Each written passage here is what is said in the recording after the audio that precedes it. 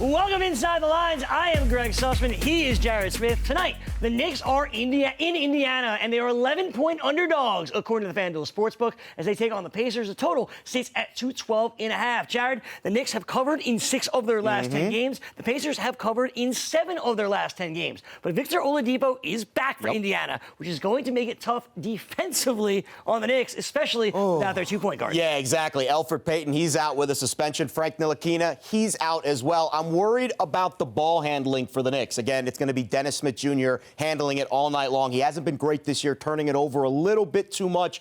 Scoring, consistent offense. Indiana's so good at home, especially defensively. 18-5 the Pacers are in their own building this year. I'm a little worried about the consistent scoring for the Knicks tonight. Yeah, it's going to be very, very tough. And as we mentioned, Oladipo returned to action for the first time in over a year this past Wednesday night. Came off the bench, played about 20 minutes, and he was an all-star last year. Didn't get to play in the game because he got hurt, but he was an all-star. This year, Domantas Sabonis is an all-star for the Indiana Pacers. He came over with Oladipo in the trade with the Oklahoma City Thunder, and he's been better than anybody expected. 4 straight double-doubles for Domantas. We're going to call him the Big D. The Dominator. Yes, we all remember his dad, and it's funny because we were talking about it in the green room.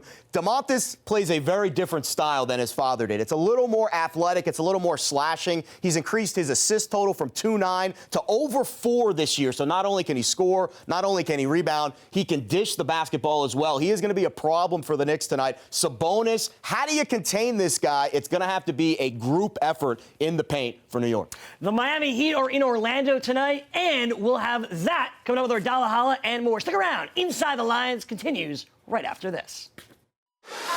They say less is more, but we believe more is more.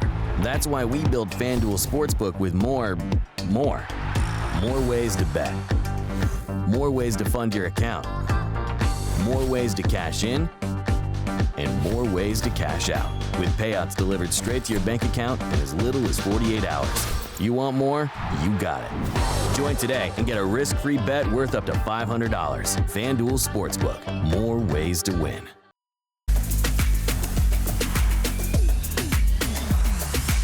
Back inside the lines, Greg Sussman and Jared Smith. Battle of Florida tonight as the Orlando Magic are hosting the Miami Heat. Heat are a 2-point favorite according to the FanDuel Sportsbook, and the point total sits at 207.5. It's a number that's been climbing all day long. We saw it at 206 earlier this morning. As the Magic, they have been under their point total in 5 out of 6. Heat have gone over recently. These two teams played earlier this week, and the Heat picked up a big victory. Yeah, and I think that's why the point total is very low. They played on Monday. The Heat did win pretty convincingly.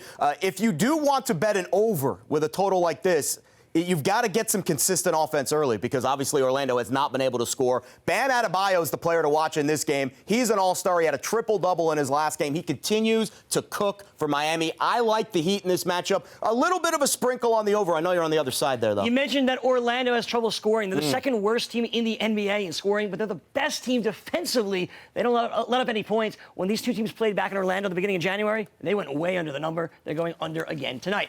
In Boston tonight, the Philadelphia 76ers are in town. They take on the Celtics. The Celtics are a 1-point underdog at home. That's because Kemba Walker is not going to play in this one. The game total sits at 212.5. Yeah, when I woke up this morning and started looking at this line, it was Celtics -3. Now it's Celtics +1. If you didn't bet the Sixers yet and you still want to get on them, it's okay. I think a trend like this, when you go from a dog to a favorite, it is incredibly bullish for Philadelphia. They have owned Boston not only this season, but also last season as well. Embiid has a big night.